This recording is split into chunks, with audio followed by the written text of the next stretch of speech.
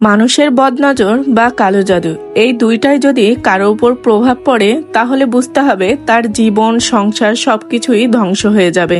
Hello everyone, আসসালামু আলাইকুম, welcome back to my new another blog. আজকে একটা ডেলি ব্লগ নিয়ে চলে আসলাম। সকালে ঘুম থেকে উঠেই দেখলাম বাইরের ওয়েদারটা একদমই শান্ত, আর কি সুন্দর ওয়েদার।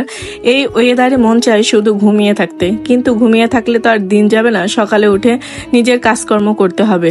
ঘুম থেকে উঠেই একটু বায়না করলো যে তার জন্য এই পিঠাটা তৈরি করতে, আর এই পিঠাটাই তার জন্য আমি তৈরি করছিলাম। আপনাদের এলাকায় এই পিঠার নাম কি অবশ্যই কমেন্ট করবেন। সাধারণত এই পিঠাটার নাম বলা হয় চাপটি পিঠা, আর এটা খেতে কিন্তু অনেক মজা আর ঝটপটও তৈরি করা যায়। আর এদিকে খিচুড়ি আর বেগুন ভাজি আর আলু ভাজি করে রাখছিলাম। দেখুন কত সুন্দর লাগছে, ইয়ামি, কিন্তু একটু পুড়ে গেছিল। আর এই যে খিচুড়িটাও একদম পাতলা পাতলা, যেহেতু ওয়েদারটাও একদমই নরম, যে কোনো মুহূর্তে বৃষ্টি চলে আসবে, যার কারণে এমন খিচুড়ি রান্না করছিলাম। আর এদিকে ছুপার কভারটা একটু চেঞ্জ করে নিলাম, যেহেতু কভারটা অনেক দিনে পুরাতন হয়ে গেছিল আর নষ্ট হয়ে গেছিল, আর এটা নতুন নিয়েছি। কেমন লাগছে অবশ্যই একটু কমেন্ট করবেন। আর আমি একটু সবকিছু গুছিয়ে রাখতে পছন্দ করি। আর এদিকে মাংসটাও চুলিয়েই বসায় রাখছিলাম, সেটা এখন নোনাস হয়ে গেছে। তারপরে চলে আসলাম এই অ্যাকুরিয়ামটা পরিষ্কার করতে, যেহেতু প্রায় 2-3 মাস পরিষ্কার করা হয়নি।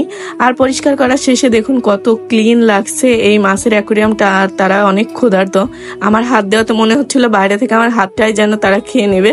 দেখুন কত সুন্দর করে আমি হাত যেদিকে দিচ্ছি সেদিকে চলে যাচ্ছে। এরই ফাঁকে আমি পিৎজার ডোটা রেডি করছিলাম, সেটা আসলে ভিডিও ক্লিপ নিতে ভুলে গেছি। দেখুন কত সুন্দর করে ফুলে গেছে।